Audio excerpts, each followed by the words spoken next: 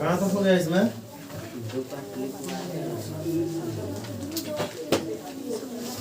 कौन सा लेसन चल रहा था? 2 ना? भौतिकी ना?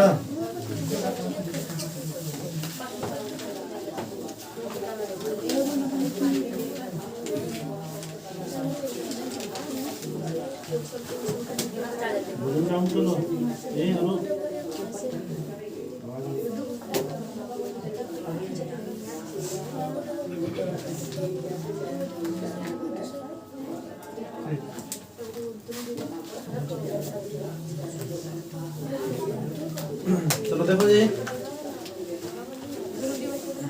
चैप्टर 1 के बारे में तो पढ़ाया जा चुका है। प्रकाश का क्या परावर्तन, प्रकाश के परावर्तन के बारे में समझा चुके हैं कि प्रकाश का परावर्तन क्या होता है। जब कोई प्रकाश की किरण किसी सतह से टकरा कर वापस लौटती है, ठीक है, टकरा कर लौटेगा तो उसको क्या कहते हैं? प्रकाश का परावर्तन और प्रकाश का अपवर्तन। समझ लो एक बार फिर से, प्रकाश का परावर्तन,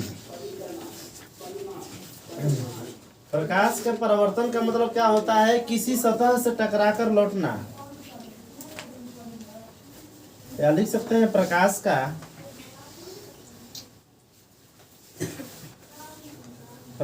का किसी सतह से टकराकर लौटना। प्रकाश के परिवर्तन का मतलब यह होता है, जब प्रकाश किसी सतह से टकरा कर वापस लौटती है तो उसको क्या कहते हैं? प्रकाश का परावर्तन। ठीक है, आप समझ लो। इसका एग्जाम्पल के तौर पर हम लिख सकते हैं,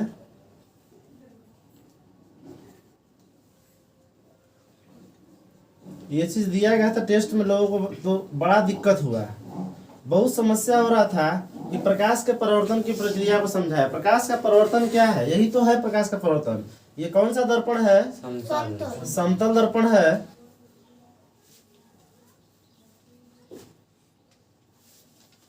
यहां से एक विलंब खींचेंगे, ठीक है, ये जो किरण है ये दर्पण पे आ रही है, ठीक है, तो जो किरण किस सतह पे से टकराती है उस किरण को क्या कहते हैं? आपतित किरण। इस किरण का नाम क्या हो जाएगा? आपतित। किरण का नाम होगा आपतित किरण। और ये देखो, ये जो किरण है सतह से टकराने के बाद वापस आ रही है तो परावर्तित हो रही है। टकरा कर लौटना, इसको क्या कहते हैं? परावर्तित होना। और परावर्तित होने का मतलब क्या होगा? किरण का नाम क्या हो जाएगा? परावर्तित किरण। इस किरण का नाम हो जाएगा परावर्तित किरण। क्लियर है? किसी को दिक्कत है? आ रहा सुनो ना? जब किसी सतह से टकरा कर प्रकाश लौटती है तो उसी को प्रकाश का परावर्तन कहते हैं। ठीक है, इसमें देखो, इसमें 2 चीज होता है। यहां से कहने का मतलब इसको क्या कहते हैं? अभिलंब कहते हैं। इसको अभिलंब कहते हैं। ठीक है, और एक चीज और,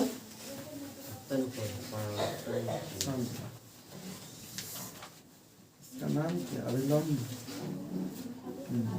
इसका नाम लिख सकते हो, यहाँ पे ओ लिख सकते हो, ये एन इसको लिख सकते हैं। आपतित किरण को भी नाम दे सकते हैं, यहाँ पर ए और यहाँ बी दे सकते हैं। ठीक है, प्रकाश की किरण हमेशा कैसे चलती है? सीधी रेखा में, घूम के नहीं चलती है। अब ये नहीं कि ऐसे खींच के ऐसे कर दोगे, आप फिर इधर से खींच के ऐसे कर दोगे तो भाई गलत हो जाएगा। ऐसे भी फिगर लोग बनाए हैं टेस्ट में, जो साप्ताहिक परीक्षा हुआ था, साप्ताहिक टेस्ट, उसमें लोग ऐसे भी बना दिए थे। इधर से लोग जाके किसी तरह घुमा दिए यहाँ पर इस तरह खींच दिए का, ये प्रकाश का परावर्तन का नियम है? ये बिल्कुल गलत है। इस चीज को हम गलत मानते हैं। गलत इसलिए मानते हैं क्योंकि हमेशा बताया जाता है कि प्रकाश एक सीधी रेखा में गमन करती है। अब बताओ कि ये ऐसे घूम के जब जाएगा तो इसका सीधी रेखा में कहा जा रहा है, तो टेढ़ टाढ़ जा रहा है, इसको कहते हैं वक्र रेखा। ऐसे घूम कर जैसे वक्र रेखा कहते हैं, लेकिन ऐसा कभी होता नहीं है। हमेशा बताया जा चुका है कि प्रकाश हमेशा सीधी रेखा में गमन करती है, यानी एक साइड से सीधा गया, दूसरा साइड से सीधे वापस आ गया। आगे बात समझ में? इसलिए कभी भी बनाओगे तो हमेशा किसका, पेंसिल का यूज करोगे और स्केल का यूज करोगे। पेंसिल और स्केल समझ रहे हो ना? तो इस चीज का यूज करके ही बनाना है, ना कि पेन से बनाना है। पेन से बनाओगे कहीं नंबर नहीं मिलेगा। कोई भी किरण अरे खींचना है, चाहे प्रकाश के परावर्तन वाला पहला चैप्टर में पढ़ाए थे या अपवर्तन वाला में, कहने का मतलब है कैसा हो फिगर अगर आगे बनाने के लिए, अगर फिजिक्स, केमिस्ट्री, बायोलॉजी ये ऐसा सब्जेक्ट है, ये प्रैक्टिकल वाला सब्जेक्ट है। अब प्रैक्टिकल बनाने का मतलब क्या होता है कि पेंसिल से बनाना पड़ता है, चाहे फिगर कैसा हो भी हो। ठीक है, फिगर जब भी बनेगा तो पेंसिल से बनाना पड़ेगा, और नहीं यही आदत अगर रह जाएगा तो जब आगे 10th क्लास में जब प्रैक्टिकल काफी जमा करोगे तो पता चलेगा उसमें ही पेन से रगड़ दोगे। ठीक है, तो तुम भाई पेन से काफी पर रगड़ोगे, वो तुम्हारी जिंदगी को रगड़ देगा एकदम। कहने का मतलब है कि नंबर एकदम काट के रख देगा सब। एग्जामिनर जो होता है उसको अगर कहीं दिखाई दे दिया कि एकदम भद्दा तरीका से लिखे हुए हो, एकदम रद्दी लिखे हो, तो इसका मतलब क्या हो, यही समझेगा कि इसको कुछ आता नहीं है, या तो इसको सिखाया नहीं गया होगा, या इसको सिखाएगा तो भूल गया है। जैसे भी हो, लेकिन गलती वहां पर टीचर का भी देगा, जो पढ़ा रहा है उसका भी, जो स्टूडेंट है उसका भी गलती देगा। ठीक है, तो यहाँ देखते हैं, इसमें देखो क्या है, प्रकाश के परावर्तन के बारे में बताया है कि प्रकाश का किसी सतह से टकरा कर लौटना क्या कहेगा, प्रकाश का परावर्तन। इसमें देखो एक चीज क्या होता है, ये जो अभिलंब होता है, इसको देखो, इसको हम क्या कहते हैं, यहाँ जो है इसको, इसका नाम क्या है, आपतन बिंदु। इसको कहते हैं आपतन, ये आपतन बिंदु है। थोड़ा सा सटा के बन गया फिगर, दूर बनना चाहिए था। ठीक है, ये आपतन बिंदु इसका नाम है, समझ लोगे। ठीक है, ये आपतित किरण हो गया क्योंकि ये सतह पे आ रही है आपतित किरण, टकरा कर परावर्तित हो रही है, यानी लौट रही है, उसको क्या कहेगा, परावर्तित किरण। अब देखो ये हो गया आपतित किरण और यह अभिलंब, इसके बीच के कोण को क्या कहते हैं, आई से सूचित करते हैं। इसको हम लिखते क्या है, आपतन कोण। इसी का नाम क्या है, आपतन कोण। ठीक है, अब देखो यहां से देखेंगे, इसका हम क्या नाम देंगे, परावर्तन कोण। ठीक है, यह हो गया परावर्तन कोण। तो परावर्तन कोण क्या है, तो परावर्तन कोण का मतलब कि अभिलंब और परावर्तित किरण की जो बीच का कोण बनेगा उसको क्या कहेंगे, परावर्तन कोण। इसका नाम हो जाएगा परावर्तन, परावर्तन, ये हो जाएगा परावर्तन कोण। और इसको सूचित किससे करेंगे, आर से। ठीक है, यानी कहने का मतलब है कि प्रकाश के परावर्तन का नियम जान लो क्या होता है। प्रकाश के परावर्तन का पहला नियम क्या हो गया, आपतित किरण, आपतित किरण। और क्या है, परावर्तित किरण, परावर्तित, आपतित किरण, परावर्तित किरण। और क्या है, ये जो विलंब है, यानी कि इसको लिख सकते हैं तथा आपतन, आपतन बिंदु पर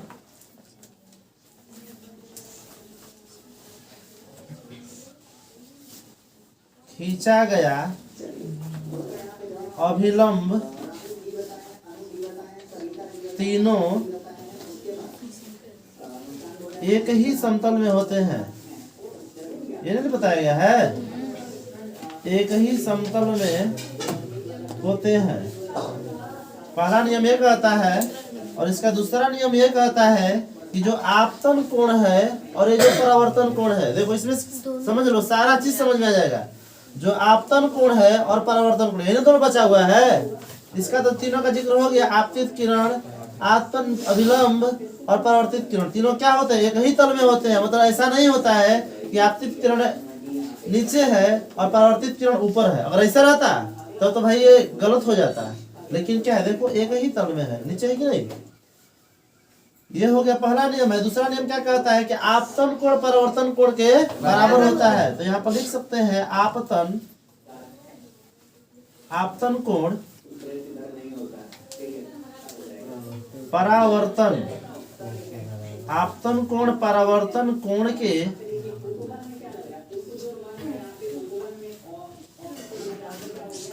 बराबर होता है।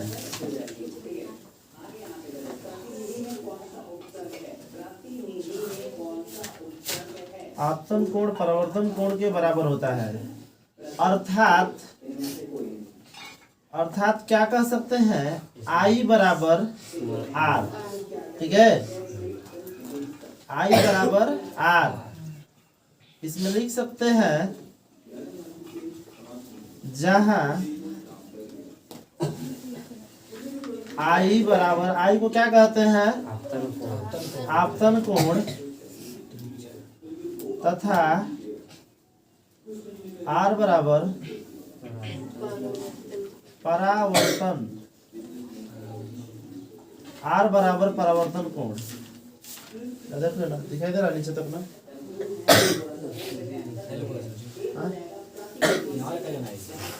खड़ा होकर देखो, खड़ा होकर यहाँ तक दिखाई दे रहा ना। खड़ा होकर देखो ना।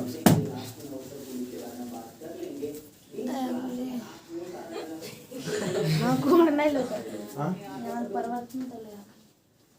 परिवर्तन तो दिखाई दे रहा ना। चलो नोट कर लो।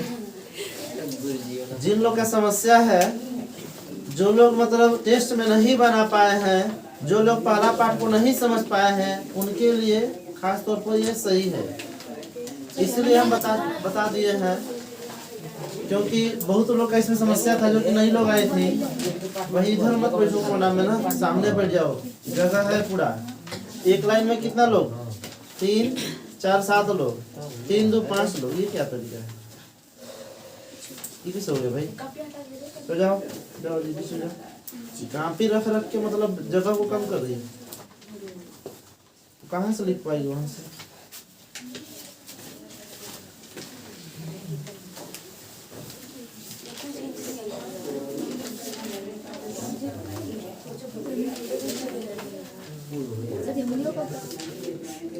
नोट करो जल्दी से।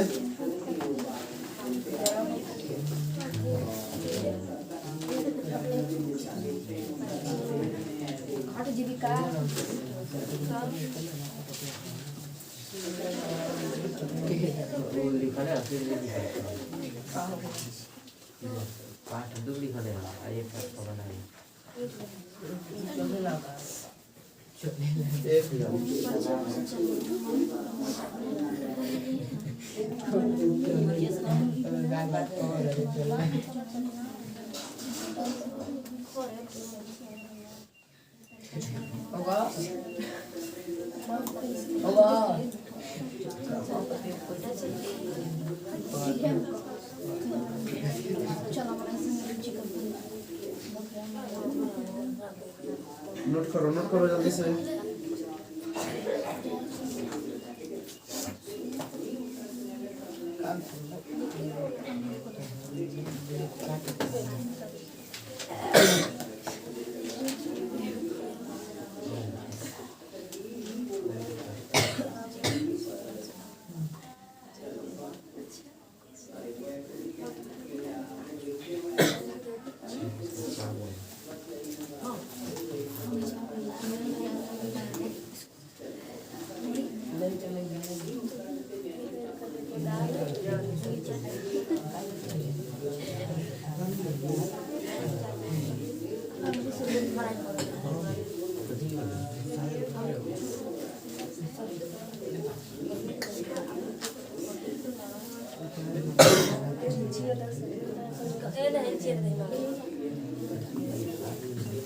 हो गया सब लोग का?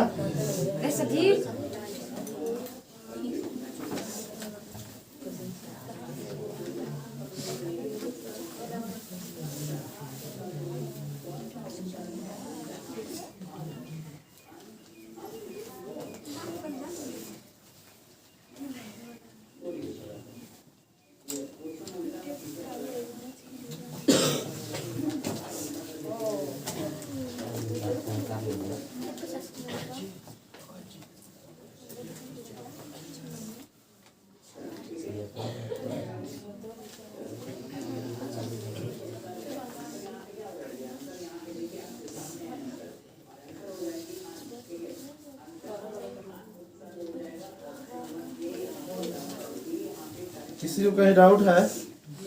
कोई कुछ पूछना है किसी को? आकाश पूछना है कहीं?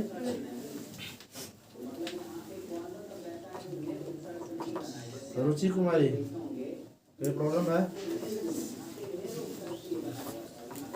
तो फिर याद करना पड़ेगा, ये दिमाग में रखना है।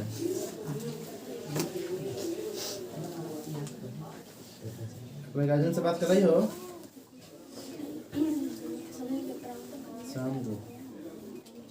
शाम को एकदम बात कराओगी।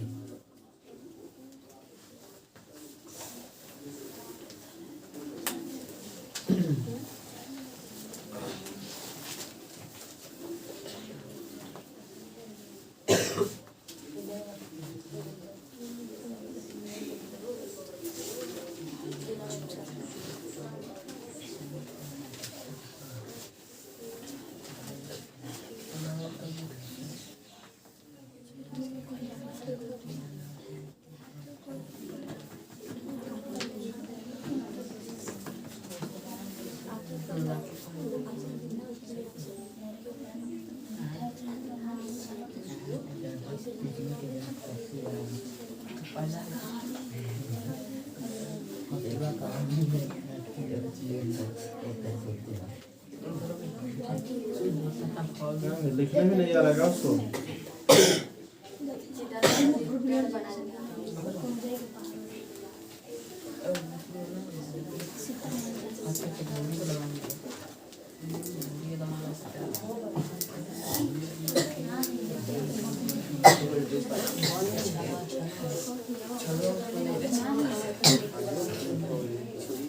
पढ़े नहीं के सरगुल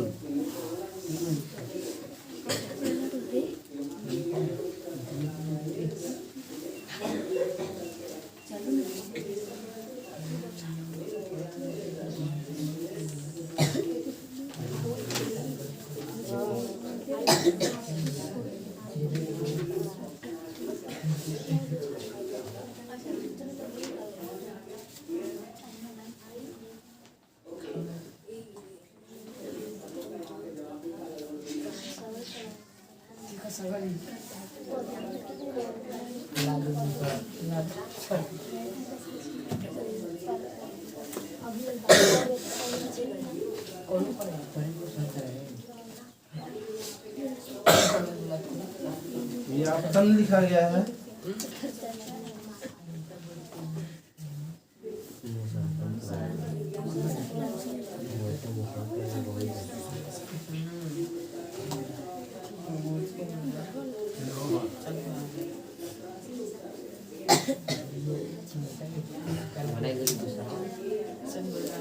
नोट कर लेना।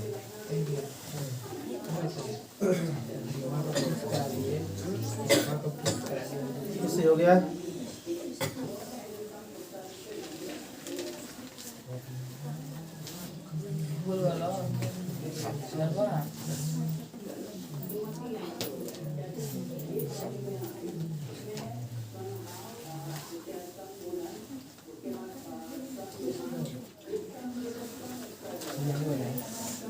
ना सब लोग का आगे बढ़े। ये देखो, ये प्रकाश का क्या था? परावर्तन। अब आगे बढ़ते हैं प्रकाश के अपवर्तन के बारे में। तो भाई बता चुके हैं, ये तो बता दिए कि प्रकाश का परावर्तन में क्या होगा, किसी सतह से टकराकर क्या होगा, लौटेगा। लेकिन प्रकाश के अपवर्तन में क्या करेगा, लौटेगा नहीं। जैसे कहने का मतलब क्या होता है, आदमी दो तरह का होता है। एक होता है आदमी डरपोक। डरपोक का मतलब क्या है, किसी वस्तु से डर के भागता है, लगता है उसके पीछे पीछे आ रही है। और एक आदमी होता है निडर, ठीक है, चाहे कुछ भी आ जाए हम आगे नहीं, कहने का मतलब पीछे नहीं हटेंगे। तो प्रकाश का परिवर्तन मतलब ये समझ लो, गया टकरा गया तो हो सकता है उसको चोट लग गया होगा, भाग गया, ठीक है। तो इसे ये समझ लेना है, इस प्रकार समझ लोगे तो कहने का मतलब क्या हो जाएगा, परिवर्तन। और अपवर्तन का मतलब क्या, अभिमन्यु की तरह, जैसे अभिमन्यु क्या किया था, 7 दरवाजा तोड़ दिया था ना। नहीं सुनो कहानी अभिमन्यु का। अभिमन्यु कौरव और पांडव के बीच जब युद्ध हुआ था तो उसमें सारा का सारा जितना भी कौरव लोग थे, सारे के सारे लोग क्या किए, मतलब एक तरफ थे, अभिमन्यु इधर अकेले था पांडव कर से। और जब लड़ाई करने का बात हुआ तो अकेले 7 दरवाजे को तोड़ दिया अंदर तक, 7 दरवाजा अंदर तक चला गया तोड़ते हुए। तो वो क्या था, समझो कि किस प्रकार कार्य किया, वो अपवर्तन का कार्य किया। कहने का मतलब क्या है, अपवर्तन, प्रकाश का अपवर्तन, प्रकाश का अपवर्तन। अपवर्तन का मतलब क्या है, टकरा के लौटेगा नहीं, क्या होगा, उसमें प्रवेश कर जाएगा। मतलब कि एक माध्यम से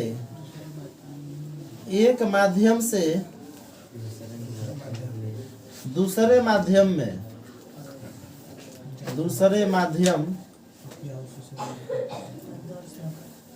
प्रवेश करना, एक माध्यम से दूसरे माध्यम में प्रवेश करना, ये क्या कहलाया जाए, प्रकाश का अपवर्तन। क्योंकि एक माध्यम से दूसरे माध्यम में प्रवेश करने पर क्या हो जाता है, दिशा में परिवर्तन हो जाता है, दिशा में परिवर्तन। इसी को कहा जाता है विचलित होना। विचलित होना मतलब थोड़ा सा जिस पथ से जा रहे हैं उस पथ से थोड़ा सा विचलित हो जाना। जैसे मान लो यहाँ से हमको जाना है कहीं भी, अगर डेढ़खिली जाना है और एक आदमी कह दिया कि अपने नाक के सीधे एकदम चले जाओ, तो नाक के सीधाई पर जाएंगे तो भाई जो भी चीज पड़ेगा, अब तो सामने आएगा कुआं आएगा तो कुआं में भी कूदना पड़ेगा, दीवार आएगा दीवार से टकराना पड़ेगा, उस पर चढ़ना पड़ेगा, पेड़ आएगा पेड़ को पार करना पड़ेगा। नाक के सीधे जाने का मतलब क्या हुआ, एकदम सीधा, और उसमें कहीं घूमना नहीं, चाहे कुछ है, चाहे गड्ढा है, चाहे पहाड़ है, चाहे कुछ भी है, अब उसमें एकदम सीधे जाना है। तो सीधे जाने का मतलब क्या हुआ, ठीक है। अब देखो, अब हो गया विचलित होना। जैसे कहने का विचलित होने का मतलब क्या है, जैसे मान लो हम जाएंगे, यहाँ से जाएंगे तो आगे जाकर टर्निंग पड़ेगा, मुड़ार है, वहां से टर्निंग लेंगे इधर राइट साइड की ओर, फिर आगे जाएंगे, फिर जाएंगे इधर जो बड़ी वाली पोखरी है उधर जाएंगे, उधर से होते होते फिर चले जाएंगे, कहने का मतलब घूम घूम के जाएंगे। तो अब यहाँ बात ये समझ आता है, प्रकाश तो ऐसे घूम घूम के जाएगा नहीं, ठीक है, लेकिन थोड़ा सा टर्निंग हो सकता है। जैसे कहने का मतलब है, समझ लेते हैं, फिगर के माध्यम से समझेंगे एकदम आसान से समझ में आएगा, ठीक है। ऐसे कहने से केवल नहीं समझ में आएगा, लेकिन फिगर बनाएंगे समझ में आ जाएगा। ऊपर क्या है, हवा है, हवा को क्या कह सकते हैं, विरल माध्यम। इसका जो माध्यम होगा विरल, और विरल का मतलब क्या समझना है, एकदम पतला, हाँ हल्का भी कह सकते या पतला कह सकते हैं। विरल माध्यम मतलब एकदम पतला है, ठीक है। और ये नीचे मान लेते हैं क्या है, पानी है,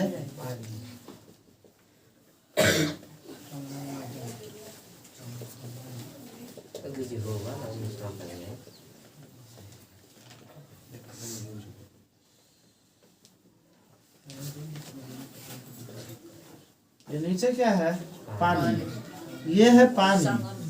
पानी कौन सा माध्यम है, इसको कहेंगे सघन माध्यम। अब ये अगर कोई तुमसे कह दे कि पानी कौन माध्यम है,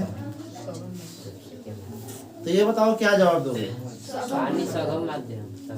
कांच कौन माध्यम है,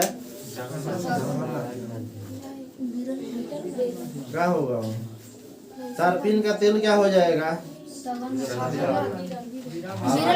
सही, हवा से सघन माध्यम।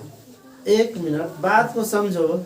अगर ये कहा जाए अगर कि इसमें मान लो हम गौरव को कह दे कि गौरव जो है लंबा लड़का है, ठीक है, गौरव लंबा है, ये कहते हैं गौरव लंबा है, तो क्या ये वाक्य सही है? बोलो।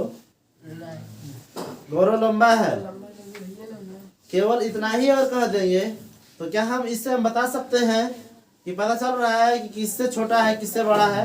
नहीं पता चल रहा है। इसमें किसी से तुलना करना पड़ेगा। एक बार जान लो, इसमें जब भी आएगा तो दो माध्यम का तुलना किया जाएगा। यानी कहने का मतलब है यहाँ पानी जो है किसकी अपेक्षा सघन है? हवा की अपेक्षा सघन है। अर्थ है अगर गौरव और कहीं अगर लंबा है तो किससे लंबा है? इससे लंबा है, रोशन से लंबा है। लेकिन अगर उसी का अगर लंबाई अगर मापा जाए हिमांशु से तो भाई फिर तो छोटा पड़ जाएगी नहीं। तो कहने का मतलब है किसी की अपेक्षा। जैसे मान लो हम ये कह दिए, तुमसे अगर कोई कह दे कि सबसे बड़ा तारा कौन है, तो भाई सबसे बड़ा तारा कहाँ पे? कहाँ का सबसे बड़ा तारा? ये तो पहले जानना पड़ेगा ना कि ब्रह्मांड में कि सौर मंडल में कहाँ पे। सौर मंडल का बात कहेगा तो सौर मंडल में सबसे बड़ा कौन है? सूर्य है। सूर्य है ना सबसे बड़ा। अब देखो, अब पूरे ब्रह्मांड में कहेगा तो ब्रह्मांड में कोई दूसरा हो जाएगा, ठीक है। मंदाकिनी में कहेगा तो उसमें दूसरा हो जाएगा। मतलब ब्रह्मांड का भी ब्रह्मांड को कई भागों में बांटा गया है। पूरे ब्रह्मांड को कई भागों में बांटा गया। उसमें मंदाकिनी आता है तो सौर मंडल आता है, सौर मंडल में ग्रह आ जाएगा, उपग्रह आ जाएगा। कहने का मतलब है बहुत सारा चीज उसमें पढ़ना है, ठीक ना। लेकिन यहाँ हम ये समझाने का प्रयास कर रहे हैं कि हमेशा कभी भी तुलना किया जाएगा दो वस्तुओं का, तभी हम दिखा पाएंगे कि मोटा है, पतला है, सघन है, विरल है। ऐसे हम नहीं कर सकते हैं। यहाँ हम हवा को विरल माध्यम कह दिए,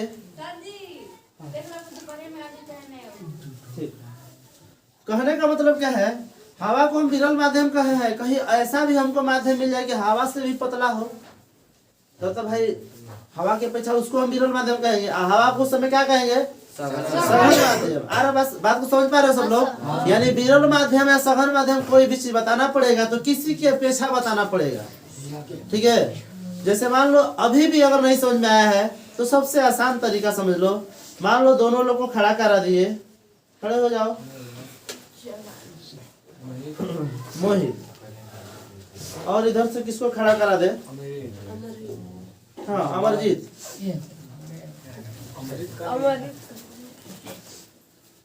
दोनों लोगों में अगर ये कह दे कि मोहित जो है पतला है, ठीक है, और कह दे कि मोहित जो है पतला है, तो भाई अब सवाल उठ जाएगा कि किसकी अपेक्षा? किसकी अपेक्षा पतला है भाई? अमरजीत की अपेक्षा पतला है, ठीक है। अब ये बात अगर कहा जाए और उसको कहा जाएगा कि अमरजीत जो है मोटा है, तो किसकी अपेक्षा मोटा होगा? मोहित की अपेक्षा मोटा होगा। लेकिन हमसे जब तुलना करेगा तो पतला हो जाएगी नहीं? आ रहा समझ में? अब समझ सब लोग ना? बैठ जाओ भाई। तो कहने का मतलब क्या है?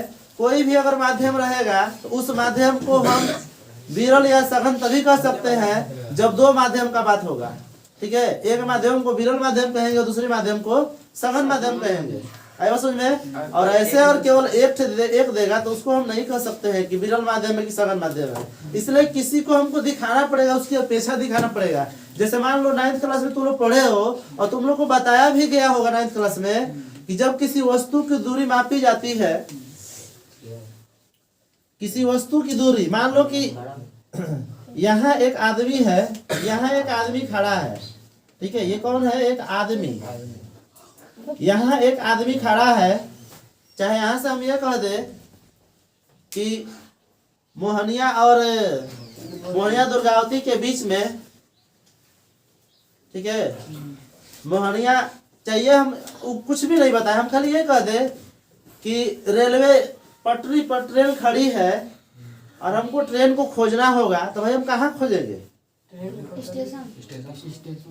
स्टेशन पर। मान लो स्टेशन पर ट्रेन गई ही नहीं, हमको जरूरत पड़ेगा, नहीं भाई ट्रेन जहाँ भी खड़ी होगी हम जाकर वहीं पर चढ़ जाएंगे, तो फिर क्या करेंगे?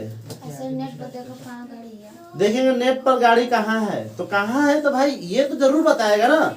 उसमें भी बताता है कि कहाँ पर है, किन दो स्टेशनों के बीच में है, अगर दोनों स्टेशन के बीच में कहेगा तभी तो तुम जानोगे कि इन दोनों स्टेशन के बीच में है।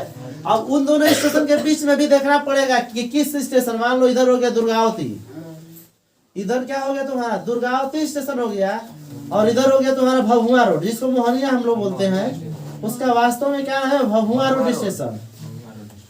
ठीक है, अब इसका नाम चेंज होने वाला है, मुंडेश्वरी स्टेशन के नाम से होने वाला है। अब जो होगा सो देखा जाएगा, अभी हुआ नहीं है, लेकिन होने का चर्चा हो रहा है कि उसका नाम मुंडेश्वरी स्टेशन रखा जाए। ऐसे किसी भी स्टेशन का नाम जिला के नाम पर रहता है तो लगभग सही रहता है। हाँ, तो भगवान रोड स्टेशन सही है, जिला के नाम पर है, लेकिन लोग सोच रहे हैं अब उसको धार्मिक चीज बनाना चाह रहे हैं मुंडेश्वरी स्टेशन। कल के दिन मुसलमान लोग अगर ये कहते कि बाबरी मस्जिद स्टेशन नाम रहता तब तो बाबरी मस्जिद रखा जाएगा, ये तो भाई दिक्कत ना होगा। किसी खास विशेष को हम उतना महत्व नहीं दे सकते हैं।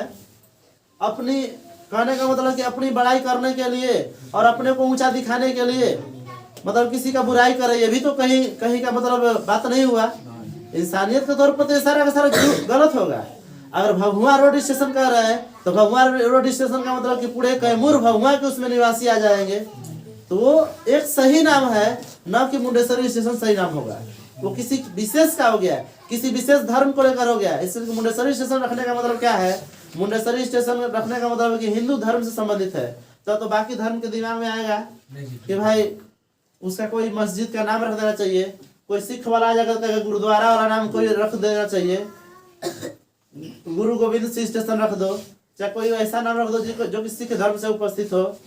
अब कोई आ जाएगा, क्या बोलते हैं, महावीर वाला आ जाएगा तो फलाने जैन स्टेशन। अब तो भाई सब लोग अपना अपना सुविधा देंगे नहीं, तब उसमें विवाद होगा। विवाद ये होगा कि आप क्यों अपने धर्म के नाम पर स्टेशन का नाम रख रहे हैं, हमारे धर्म का नाम पर रख दीजिए स्टेशन का नाम। आई बात समझ में, ऐसा नहीं होना चाहिए। लेकिन लोगों की कुछ लोगों की मानसिकता है, तो भाई मानसिकता का तो बात अलग है। ठीक, आगे आते हैं। तो कहने का मतलब है कि दुर्गावती, जो दुर्गावती है और भभुआ रोड है, इन दोनों स्टेशनों के बीच में ट्रेन कहाँ खड़ी है, तो हमको दो ही चीज पता करना पड़ेगा। एक चीज ये कि किस स्टेशन से, और दूसरा चीज किस ओर। पहला चीज है किस बिंदु से, पहला चीज में ज्ञात करना पड़ता है किस बिंदु से, और दूसरा चीज किस दिशा में। किस दिशा में ये चीज पढ़ाया गया है 9th क्लास में। ठीक है, साइंस के पहला चैप्टर में ही पढ़ाया गया होगा। दो ही चीज होता है। ठीक है, किस बिंदु से और किस दिशा में। जब इतना दो चीज पता रहेगा तो भाई दोनों स्टेशन के बीच में तुरंत पता कर लेगा कहाँ पर ट्रेन है, कितना दूरी पर है, तुरंत पता चल जाएगा नहीं। और तीसरा चीज में आता है कितना दूरी पर। परिमाण का ही मतलब महत्व है, ऐसा नहीं कि परिमाण का महत्व नहीं है।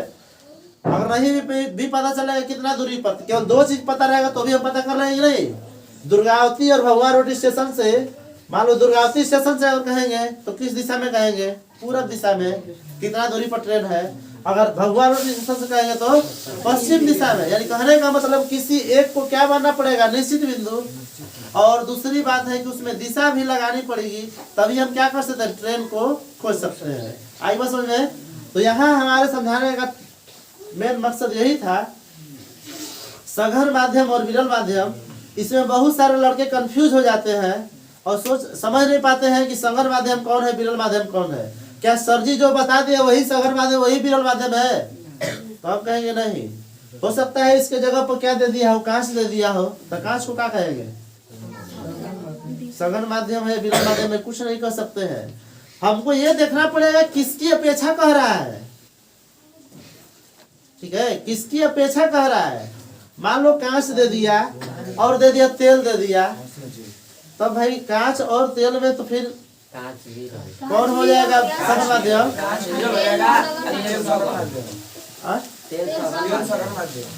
तेल सघन माध्यम हो जाएगा। तेल का मतलब क्या समझते हो? तेल का मतलब केवल कड़वा तेल, सरसों का तेल का मतलब नहीं होता है। तेल का मतलब ये होता है कि उसमें तेल तारपीन का भी तेल आ जा सकता है, तो बताओ तारपीन का जब तेल आएगा तब क्या हो जाएगा? जब तारपीन का तेल आएगा, तारपीन के तेल को क्या कहेंगे? विरल माध्यम। और कांच क्या हो जाएगा? सघन माध्यम। तो भाई वो उस पर निर्भर करता है कि पदार्थ कैसी है, क्या है। ठीक है, जैसे कहने का मतलब है पदार्थ की अवस्था के बारे में भी तुम लोगों को पता होगा, तो ये जानते हो लेकिन बढ़िया से नहीं जानते हो कि पदार्थ की अवस्थाएं कौन कौन सी है, जो कि 9th क्लास में पढ़ चुके हो। सुन लो मात्र 2 मिनट।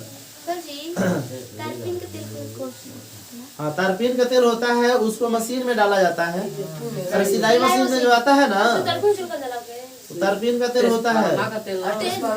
ट्रांसफार्मर का भी होता है, और कभी कभी तारपीन का भी तेल। कहने का मतलब है कि मशीनों में उसका प्रयोग किया जाता है तारपीन का तेल का भी। आए समझ में? उसको एक बार कंफर्म हो लेना। हम उतना कंफर्म नहीं है, लेकिन कुछ लोग के मुंह से यही सुनते हैं कि इसमें ट्रांसफार्मर का तेल होता है। कुछ लोग ये बताते हैं कि तारपीन का भी तेल है। तो भाई उसमें क्या है, तो उस पर जो कॉम्बिनेशन है, कॉम्बिनेशन को पढ़ने के बाद पता चला इसमें क्या क्या मिक्सचर हुआ है। ठीक है, तो इसमें देखते हैं अभी क्या बता रहे थे। हाँ, पदार्थ की अवस्था। पदार्थ की अवस्था जानते हो क्या अवस्था है पदार्थ का? पदार्थ की कितनी अवस्था है? 3। कौन कौन? ठोस, द्रव्य। चौथी अवस्था कौन सी है?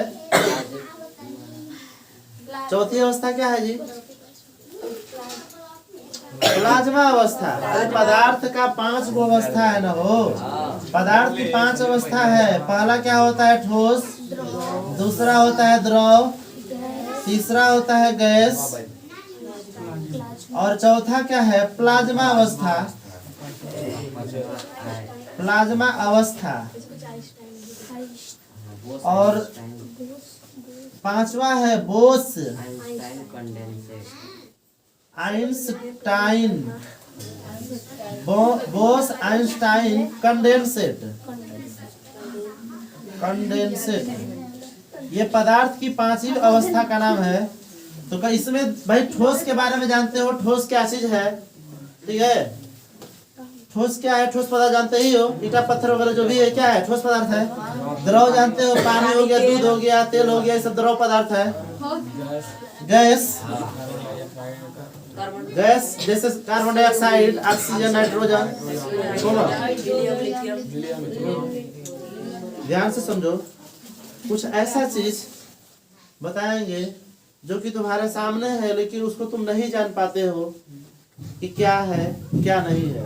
अब बताओ प्लाज्मा अवस्था क्या होता है?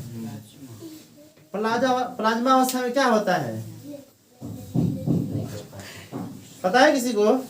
सुन लो, 9th क्लास में नहीं पढ़ा होगा, लेकिन इसमें बता देते हैं।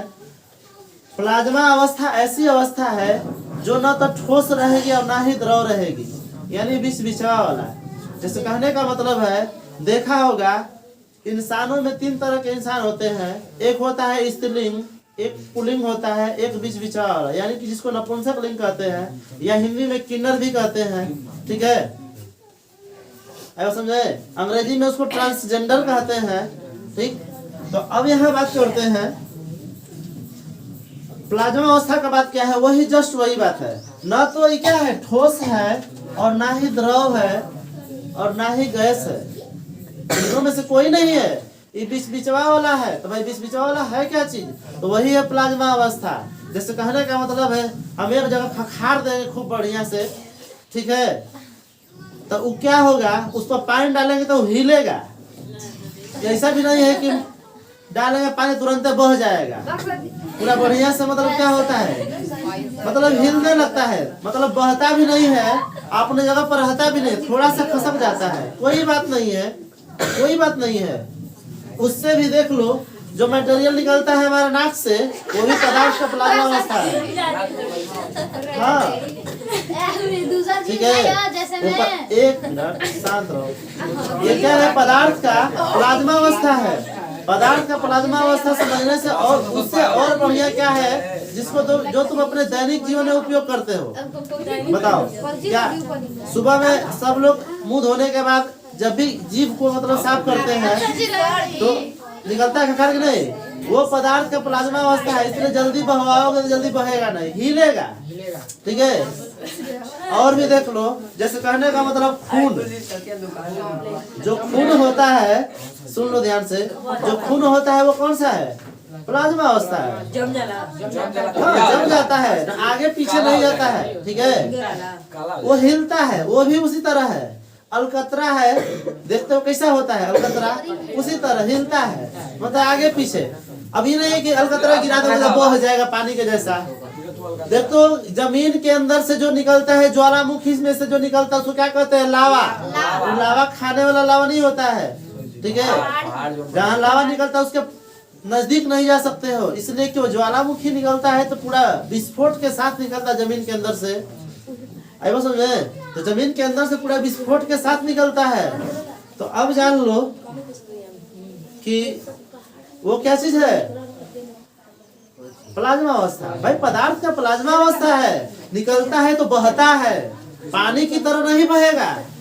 कभी भी बहता है पानी की तरह नहीं, ऐसा नहीं है कि ऊपर से निकला जमीन के अंदर से तो पूरा बह गया, तुरंत बह गया। आराम से धीरे धीरे धीरे धीरे बहता है, ठीक है, धीरे धीरे बहता है। नहीं देखा होगा तो भाई बताइए कि अपने दैनिक जीवन के उपयोग में जो तुम लोग देख रहे हो रोज का काम है, ठीक है, बड़ी खतरनाक चीज है वो। कहने का मतलब है, बताया ना खखार के बारे में, हाथ से छुएगा तो लिबिर लिबिर करेगा वो, ठीक है।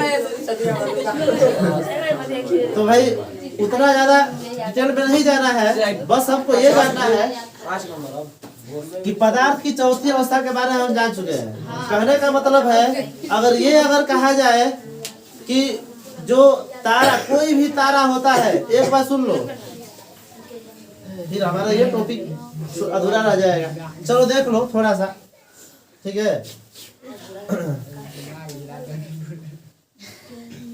दिमाग हिल गया, कहाँ है भाई? कहाँ पे दुखने लगा?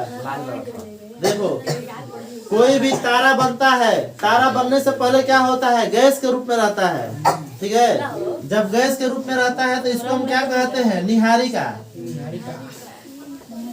इसको निहारिका कहते हैं, ठीक है। अब ये क्या होता है कि जब धीरे धीरे धीरे धीरे जब एक जगह जब इकट्ठा होते जाता है तो क्या हो जाता है? एक तारा बन जाता है, स्टार का निर्माण हो जाता है, तारा का निर्माण। तारा किसे कहते हैं? अब बात है भाई तारा किसे कहते हैं? तारा होने के लिए दो चीज होना चाहिए, ठीक है।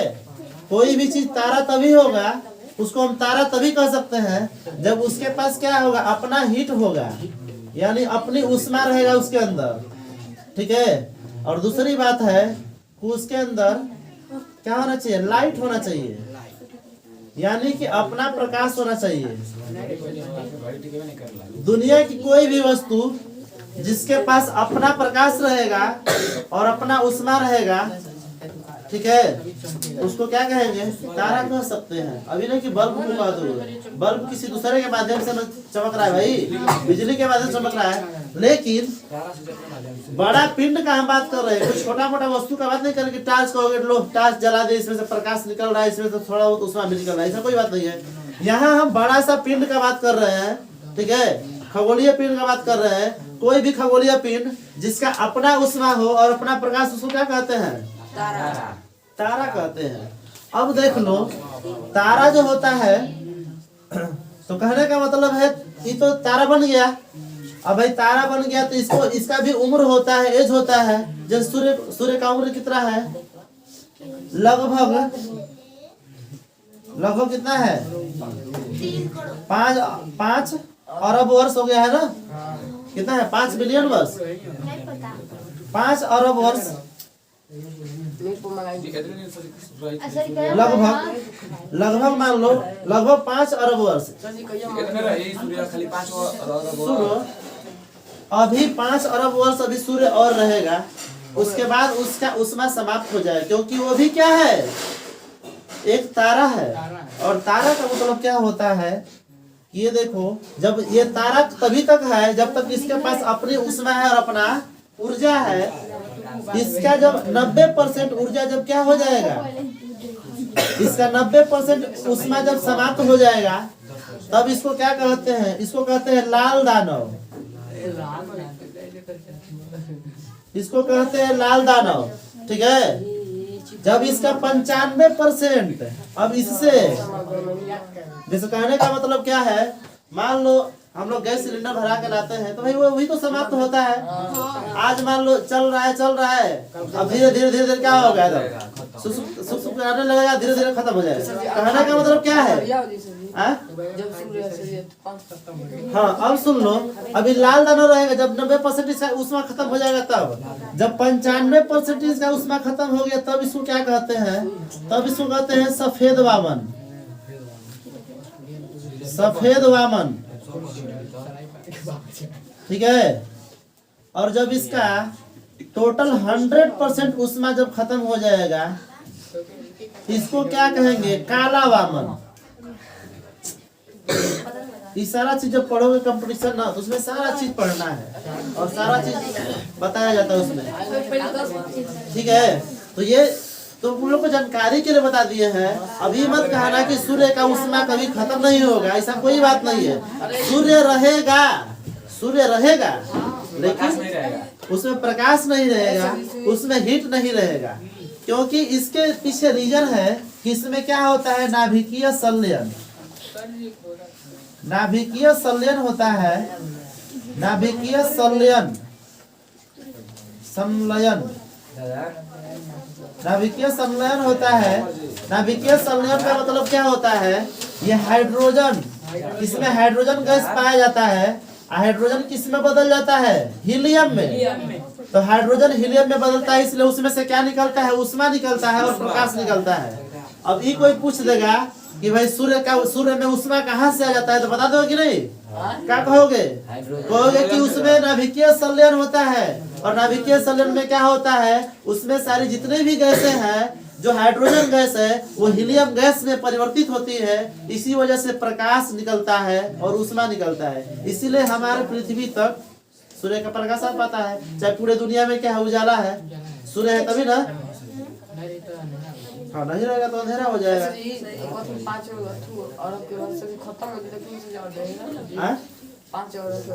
अरे भाई 5 अरब तनिकी वर्ष नहीं हो गया, 5 अरब बहुत हो गया। तुम्हारा कई पीढ़ी निकल जाएगा। ये सोच लो, 5 अरब। अरे सिंधु घाटी सभ्यता का जो हुआ था, जो खोज हुआ था, वो 15 अरब वर्ष नहीं हुआ था, 1921 में। अभी मात्र कितना वर्ष हो गया? अभी हमको लग रहा है 300 या 400 वर्ष साल पुराना होगा उसका खोज हुए। और कितना वर्ष पुराना था? बहुत था तो 4000 साल पुराना था, 3000-4000 वर्ष पुराना है सिंधु घाटी सभ्यता। अरब वर्ष, 5 अरब इसका उम्र निकल गया सूर्य का, अभी 5 अरब और इसका उम्र है। अब बताओ, तो 5 अरब अभी उम्र बहुत कम नहीं है, बहुत काफी है। उतना काफी है कि तुम सोच भी नहीं सकते हो कि 5 अरब वर्ष में कर दिया हो। 5 अरब वर्ष तक हो गया। हाँ, फिर ये भी काला वामन हो जाएगा, ये भी काला वामन होगा। पहले क्या है? पहले अभी क्या किस रूप में है? तारा के रूप में है। सूर्य भी क्या है? एक तारा है, क्योंकि इसका अपना उष्मा है, अपना प्रकाश है। आप बता चुके हैं कि जिस खगोलीय पिंड का अपना उष्मा होगा, अपना प्रकाश होगा, उसको क्या कहेंगे? तारा कहेंगे। आ रहा है समझ में? अब देखो, इसका सबसे धीरे धीरे खत्म होते होते जैसे जैसे उसका जो उष्मा है और जो ये प्रकाश से खत्म होगा, कम होगा, तो भाई उस समय क्या होगा? हम लोग को उसका अनुभव होगा। अगर उस समय आदमी रहेगा तब ना भाई। अरे भाई, आदमी की उम्र कम से कम 60 साल 65 साल है ना। देखो सुन लो, एक बात तुमको बता देते हैं, एक बात सुन लो। देखो, जो आदमी होता है, आदमी का उम्र कितना होता है? 60 से 60 साल, लगभग 50 से 60 साल, 50 से 60 साल। किस आदमी का उम्र ये बताया जा रहा है? इस समय का उम्र हम बता रहे हैं, 50 से 60 साल हो एक आदमी का उम्र होता है। बशर्ते उसको क्या होना चाहिए? किस चीज का आदी नहीं होना चाहिए? धूम्रपान का, धूम्रपान जिसको कहते हैं, धूम्रपान, इसका आदी नहीं होना चाहिए आदमी को, ठीक है। दूसरा चीज, खाने पीने पर ध्यान देना चाहिए, सेहत पर ध्यान। नहीं, दिन भर खाना मत खाओ, ये कभी नहीं कहते दिन भर खाना खाओ, लेकिन एक बात जान लो, सेहत पर ध्यान आदमी रखेगा और आदमी स्वस्थ रहेगा तो हम कह रहे हैं कि 50 साल नहीं 80 साल 90 साल जिएगा आज का भी आदमी, जान लो।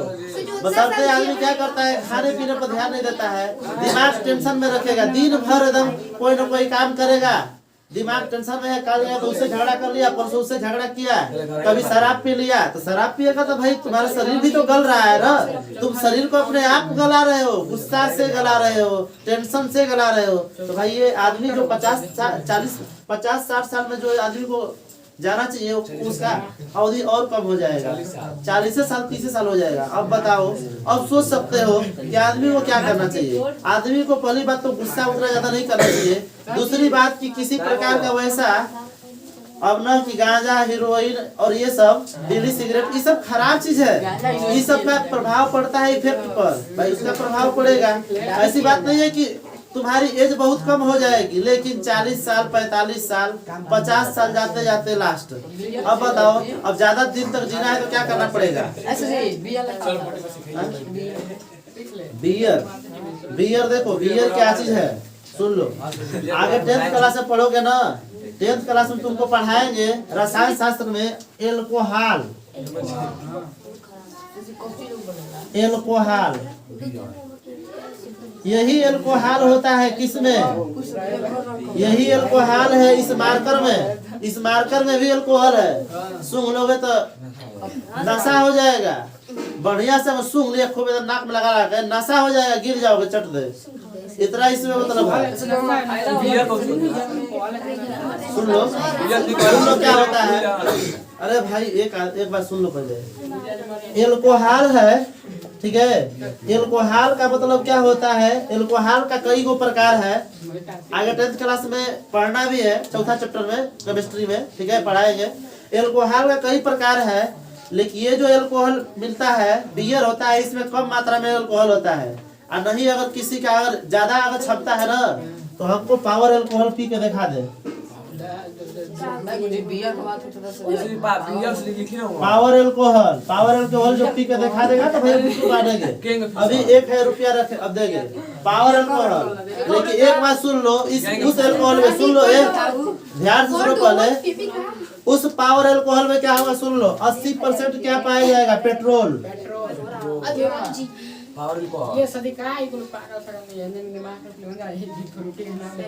ठीक है, इस पावर एल्कोहल में 80% पेट्रोल पाया जाता है। अब सोच लो, थोड़ा सा यूरिया खाद डाल देता है तो आदमी बर्दाश्त नहीं कर पाता है, और वो क्या 80% पेट्रोल को आदमी बर्दाश्त कर पाएगा।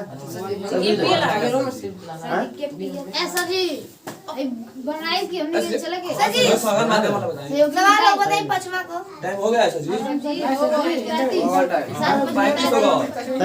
एक मिनट शांत रहो, बस बता देते हैं क्या के बात समझे ना। तो कहने का मतलब है भाई अगर जिंदगी जीना है, जिंदगी तुमको अपना प्यारा है तो उसके लिए क्या करना पड़ेगा, अच्छी तरह से खा पी कर मस्त रहना पड़ेगा, ना कि गांजा के चक्कर में पड़ जाओगे, सिगरेट के चक्कर में पड़ जाओगे, बीड़ी के चक्कर में पड़ जाओगे, भाई अपना शरीर खुद गलाओगे, ना कि दूसरे का कुछ बिगाड़ोगे, दूसरे का कुछ नहीं बिगाड़ोगे। ठीक है, ये हटा देते हैं, ये सब समझ में आ गया ना।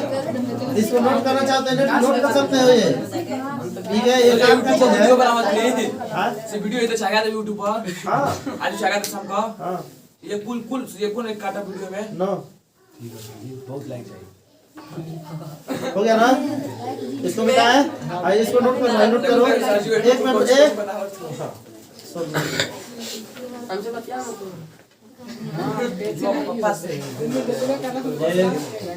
इतना ये समझ में आना चाहिए कि सारा का सारा बात रिकॉर्ड हो रहा है, और उसमें कहीं गलत मैसेज गया गार्जियन के पास कि पढ़ाते समय ये लड़का फलाने ऐसे बोल रहा है, उसमें तो आवाज जाइए करेगा। अगर जाएगा, अगर गलत मैसेज गया गार्जियन के पास तो उसका हाल जानोगे भाई। इसीलिए अपने मन से, अपने मुखार बिंदु से ऐसा कोई बात नहीं बोलोगे जो कि दूसरे को गलत लगे। हम ऐसा कोई भी चीज बोले हैं जो कि गलत लगेगा, कोई ऐसी चीज नहीं बोले हैं। कमालू खखार के बारे में हम बोल ही दिए, एक बार सुन लो, तो कोई खराब बात नहीं बोले हैं, भाई सबको आता है, सब लोग मतलब उसका उत्सर्जन करता है, ऐसा कोई बात नहीं है। उससे ज्यादा घिनाने का भी कोई बात नहीं है। अब ऐसा नहीं है कि खाना खाते समय सोचना कि सब्जी बना, खाना नहीं खा पाओगे भाई, ठीक है। वो पढ़ाई का बात अलग है, इसको नोट करना है तो ऊपर वाला नोट करना है तो कौन मिटाए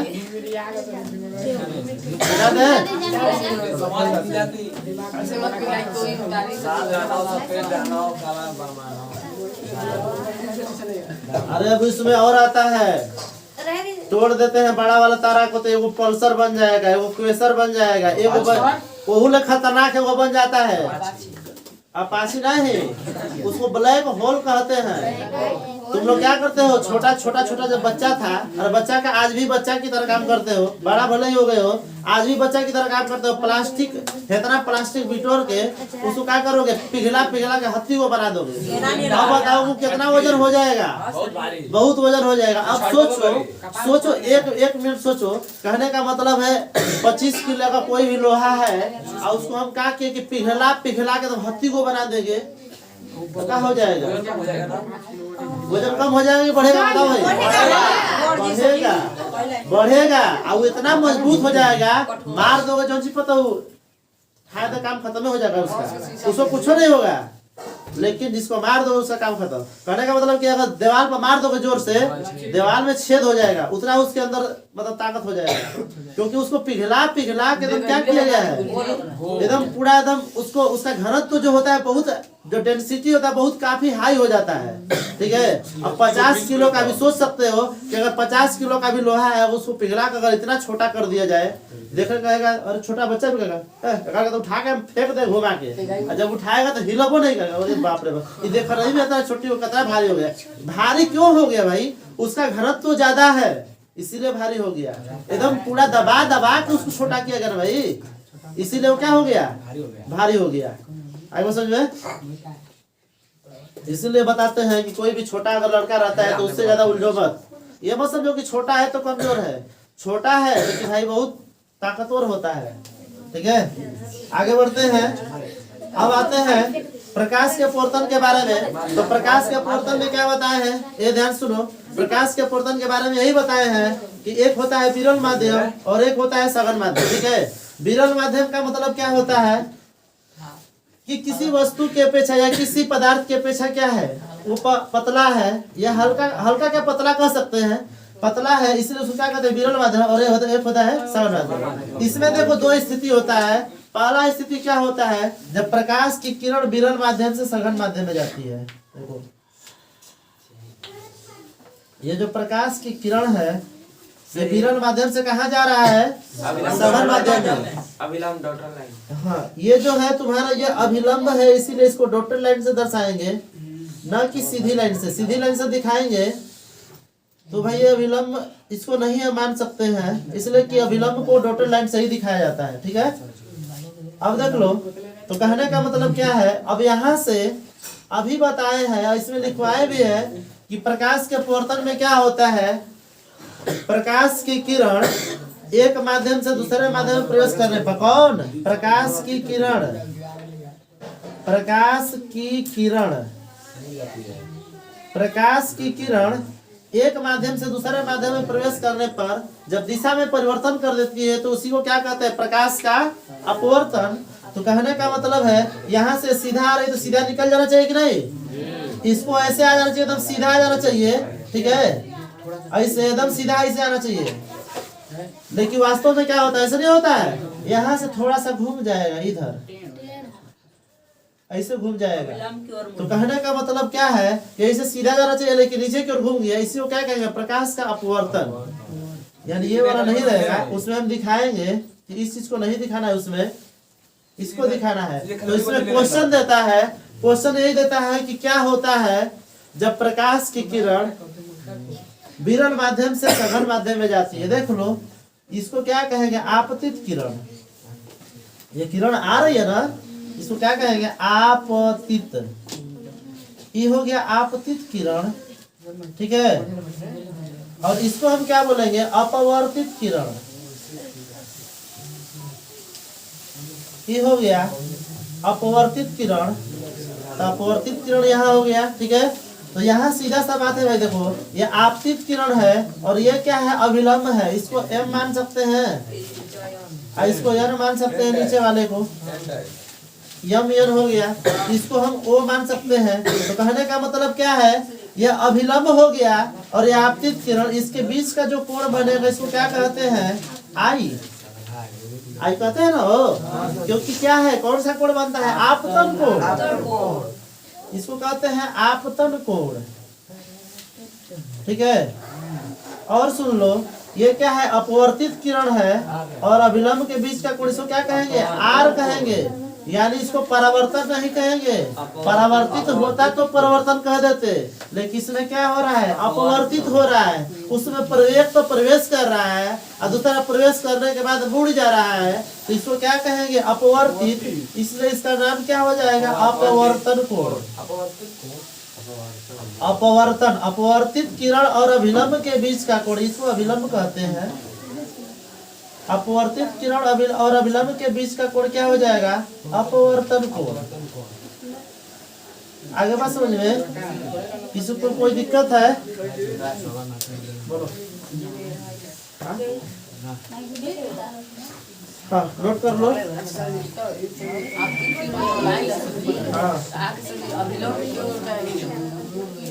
हाँ, इसमें यही चीज तो है कि जब प्रकाश की किरण विरल माध्यम से सघन माध्यम में आएगा तो अभिलंब की ओर मुड़ेगा, और जब सघन माध्यम से विरल माध्यम में जाएगा तो अभिलंब से दूर जाएगा।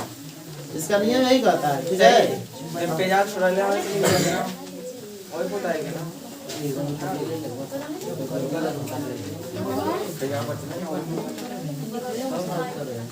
ये वाला स्थिति लिख लो। जब प्रकाश की किरण, सुन लो, जब प्रकाश की किरण विरल माध्यम से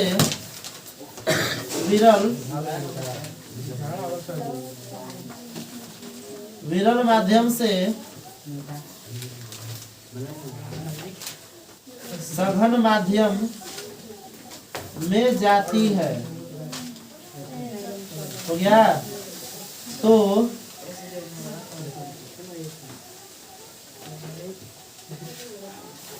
जाती है तो क्या होता है, किधर मुड़ता है, अभिलंब की ओर मुड़ जाती है। अभिलंब,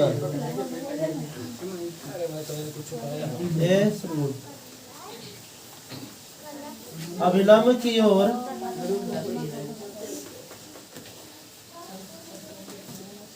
मुड़ जाती है। सही है, टेस्ट में तो सब लिखे पर एक चित्र बनाना छोड़